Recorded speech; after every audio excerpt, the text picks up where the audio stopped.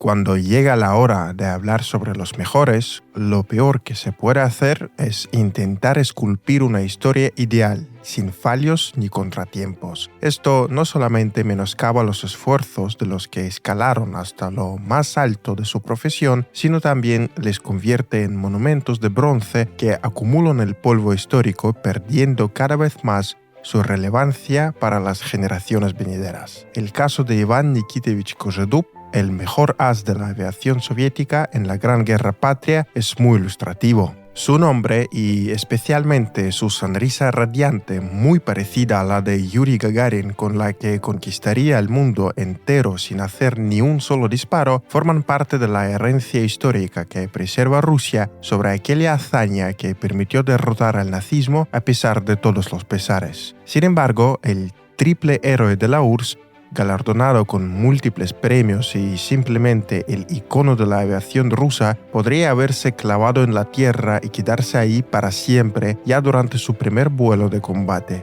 En realidad, incluso antes, cuando junto con otros pilotos aprendía cómo volar en los nuevos cazas La-5. Pese a haber detectado fallos de motor antes del despegue, Kožedup no se decidió a desafiar a la jefatura y contradecir sus órdenes, lo que casi le costó la vida. Apenas despegó, su avión perdió el empuje, por lo que tuvo que virar de emergencia, aterrizando de forma forzosa, con Kožedup golpeándose fuertemente la cabeza. Era solamente el inicio de una racha de desgracias que casi le privaron del cielo, pero que al final moldearon a uno de los mejores pilotos de la Segunda Guerra Mundial. La futura estrella de pilotaje nació, según la versión oficial, el 8 de junio de 1920 en un poblado de lo que hoy es la provincia ucraniana de Sumy. Si bien algunas fuentes apuntan a que se habría atribuido a sí mismo 2 años más para poder ingresar en una escuela técnica. Procedía de una familia modesta, por lo que empezó a aprender desde muy temprana edad. Dibujar eslóganes y carteles, hacer gimnasia y devorar libros fueron 3 sumandos que luego le distinguirían de otros pilotos. Pero, ¿qué tienen que ver las pinturas infantiles o el levantamiento de pesas con el cielo? La respuesta la tiene el propio héroe. El dibujo me ayudó a desarrollar la visión, la memoria visual y la capacidad de observación. Y estas cualidades me resultaron muy útiles cuando me convertí en piloto. Descensos bruscos de gran altitud a baja altitud y sobrecargas diminutas que a veces te oscurecen los ojos. Todo esto lo soporta fácilmente una persona físicamente curtida. En combate, a veces pierdes el conocimiento por un momento mientras realizas una cascada de figuras. Cuando recuperas el conocimiento, vuelves a involucrarte inmediatamente en la situación de combate y actúas a cualquier altura, a cualquier velocidad y en cualquier posición. Desarrollé esta habilidad gracias al entrenamiento deportivo. Incluso en el frente intentaba encontrar tiempo para hacer ejercicio. Iván Kožedup no saltó a la cabina de piloto a la primera. Su primer acercamiento al mundo de la aviación ocurrió casi accidentalmente. Corría el año 1936. Iván cursaba en la Escuela Superior Química de la ciudad de Shostka cuando se topó con 2 estudiantes mayores que, aparte de sus estudios principales, asistían también al aeroclub local. Fue un punto de inflexión. Iván se contagió con la idea de surcar las nubes, un virus de muy alta transmisibilidad en un tiempo cuando los pilotos eran como los cosmonautas. No era nada fácil compaginar los estudios en la escuela técnica en el club de vuelo. De 9 a 3 había clases en la escuela técnica y a partir de las 5 en el club de vuelo, pero no me perdía ni una sola clase en la escuela técnica ni en el club de vuelo. Seguía haciendo un periódico mural en la escuela técnica. Me quedaban los fines de semana, las últimas horas de la tarde y las primeras horas de la mañana para prepararme en casa, explicaba Iván en su autobiografía. Entre tanto, conciliar todo el tiempo las 2 vocaciones no era una opción. Entre el especialista técnico y el piloto, Kožedup escogió el romanticismo cuando estaba por finalizar sus estudios en la escuela técnica. Era una decisión mesurada. Si el cielo te cautiva una vez, te quedas preso de su jaula. Tras los vuelos en el aeroclub, Kozhedub se sumergió en las profundidades aeronáuticas en una escuela aérea que, tras el inicio de la Gran Guerra Patria, fue evacuada a Kazajistán. Iván Nikitich, como miles de personas más, rabiaba por entrar en combate, encima teniendo en cuenta que sus dos hermanos mayores ya estaban en el frente. Quería ser útil, pero la jefatura prefería tenerle como instructor en la retaguardia. Solo en otoño de 1942, Kozhedub llegó a Moscú para conocer en un plazo reducido de tiempo el nuevo caza La-5. Tras meses de preparación y un vuelo de entrenamiento casi fallido, Kozhedub llegó al frente en marzo de 1943, asignado a las unidades que meses después participarían en la batalla de Kursk. Y sí, en uno de sus primeros vuelos de combate, Iván Kozhedub podría haber repetido el rumbo de miles de pilotos soviéticos, cuyo ciclo de vida combativa en el aire no superó varias horas, por no decir minutos. Sí, a muchos les faltaba experiencia, por lo que caían víctimas de un enemigo experimentado. En aquel desdichado vuelo, Kozhedub pilotaba un modelo muy pesado de la A-5, con 5 tanques de combustible. Intentó cubrir el aeródromo durante un ataque de cazas y bombarderos hitlerianos, pero casi cayó víctima de su anhelo desmesurable de derribar al enemigo a toda costa. Una estela de fuego brilló en el aire. Se oyó un crujido detrás del respaldo de la armadura. La cabina olía a fluido hidráulico. Entonces el tanque de liberación del tren de aterrizaje estaba roto. Está claro, sobreviví por casualidad solo porque los alemanes alcanzaron mi avión con metralla fugitiva, no perforante. El respaldo blindado me salvó. Describe Kozhedub el combate en sus memorias. Y no fue todo. Su La-5 fue blanco de la propia defensa antiaérea soviética, que sin embargo logró repeler a los hitlerianos, permitiendo al piloto aterrizar su acribillado aparato. Aquella noche no dormí mucho. No dejaba de pensar en lo que había ocurrido. Me ofendió hasta las lágrimas que el enemigo, habiendo asestado un golpe inesperado, hubiera escapado impunemente. Reconstruyendo todo en orden, me di cuenta de que en los momentos críticos debía ser aún más dueño de mí mismo. Debía buscar al enemigo, ser el primero en detectarlo, reconocer sus acciones, desentrañar sus intenciones y actuar al instante, imponiéndose mi voluntad. Esta fue la principal conclusión que saqué para mí aquella noche. No me desanimé y me fijé el objetivo de derribar el avión, apunta Iván Nikitich. Empero, el retorno de Kozhedub al aire no estuvo exento de tropiezos. En un principio volaba poco y solo si había aviones libres. Ya tenía decenas de vuelos a sus espaldas, había perdido a amigos, conocidos y jefes cuando llegó su primera victoria aérea. Fue durante la batalla de Kursk, en el verano de 1943. Bajo fuego enemigo, dirijo de nuevo el avión al ataque. Voy a la cola de los Junkers. Me estoy acercando. Lo tengo en la mira. Creo que la distancia es la correcta. Aprieto el gatillo. Las armas están funcionando. El Junkers no cae. Disparo de nuevo. El bombardero alemán comienza a maniobrar.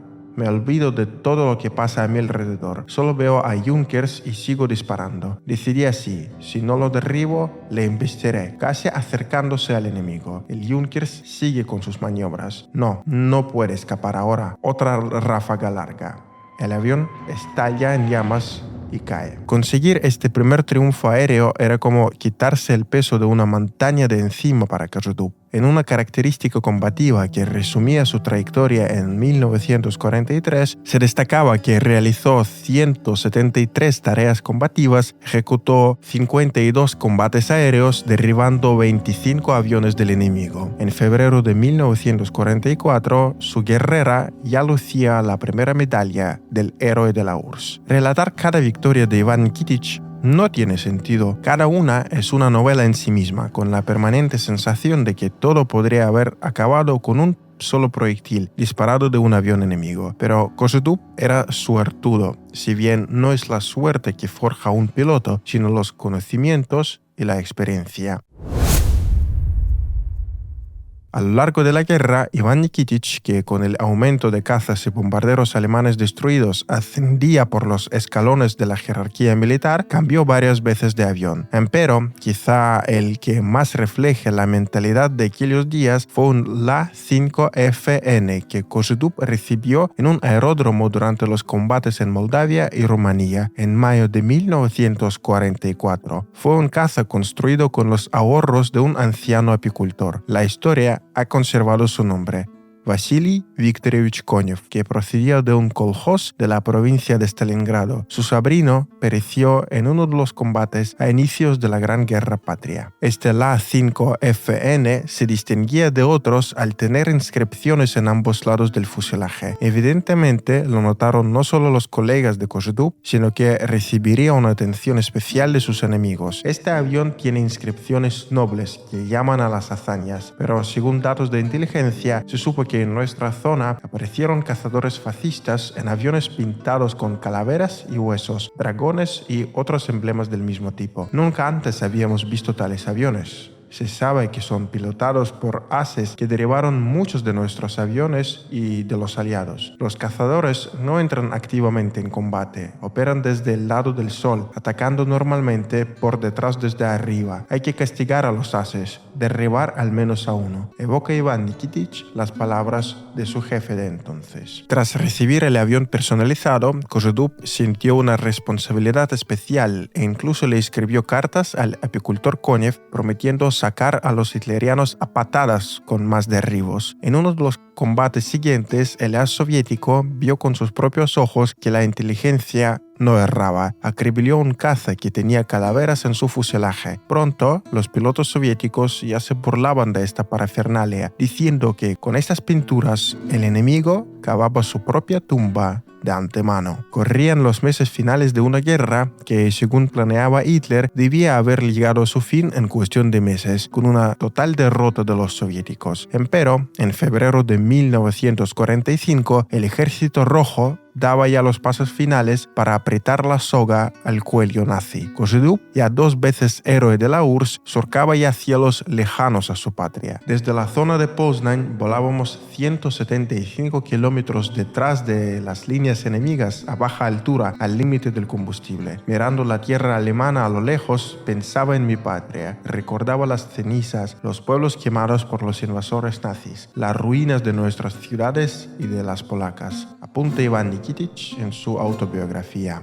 Fue a finales de febrero cuando Kožedup tropezó con un enemigo poco frecuente, un Messerschmitt 262, el primer avión de combate de reacción. Pese a no tener superioridad en la velocidad, el as soviético pudo usar con creces su ventaja en maniobrabilidad y al acercarse al Messerschmitt, junto con un compañero, disparó una andanada de proyectiles, haciendo pedazos aquella novedad aérea. Kožedup marcó sus 2 últimas victorias aéreas contra la Luftwaffe en los cielos de Berlín. Fue muy simbólico. Tras iniciar la guerra en Asia Central, en lo profundo de la retaguardia, como un instructor, Iván Nikitich Kožedup terminaba aplastando al enemigo en su propia guarida. No obstante, no fue un combate cualquiera. Aquel 17 de abril ya era su 5º vuelo sobre la capital alemana cuando discernió junto con su seguidor Titarenko un grupo de unos 40 Focke-Wulf 190. Tras una serie de maniobras, el dúo ruso logró desorientar a los hitlerianos. Al final del choque, Kožedup sumó 2 blancos más en su botín de aviones derribados, convirtiéndose así en el piloto soviético con más victorias aéreas.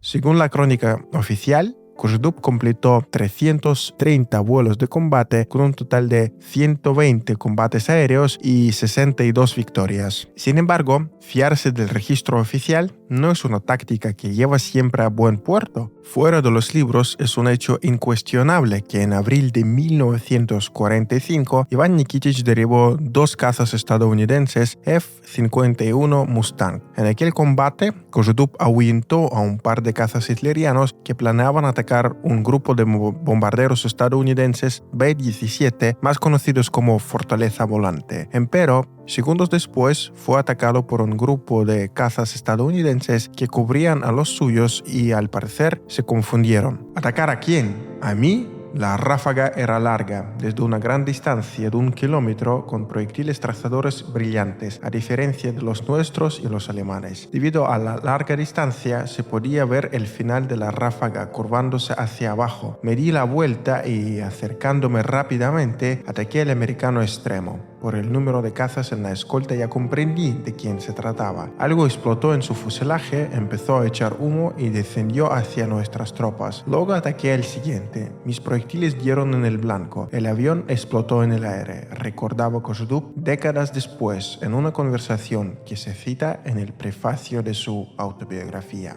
Cuando se calmó la tensión de la batalla, no estaba de un humor victorioso. Ya había visto las estrellas blancas en las alas y el fuselaje. Me darán un rapapolvo, pensé, mientras aterrizaba el avión. Pero no pasó nada, decíelas, agregando que uno de los pilotos estadounidenses aseguraba en el interrogatorio que pensaba que había sido alcanzado por un hitleriano. Cuando se revelaron las grabaciones de cámara de combate, los principales momentos de la batalla quedaron grabados en ellas con gran claridad. El comandante de división Savitsky, en cuya subordinación operativa nos encontrábamos entonces, después de verlas, dijo: «Estas victorias a cuenta de la futura guerra». Y Pavel Fedorovich Chupikov, el jefe de nuestro regimiento, no tardó en entregarme esas grabaciones diciendo: «Tómalas para ti, Iván, y no se las enseñes a nadie». Después de la Gran Guerra Patria, Koželup, con 3 estrellas de héroe de la URSS y todavía muy joven, siguió aprendiendo y en 1948 pilotó por primera vez un caza de reacción.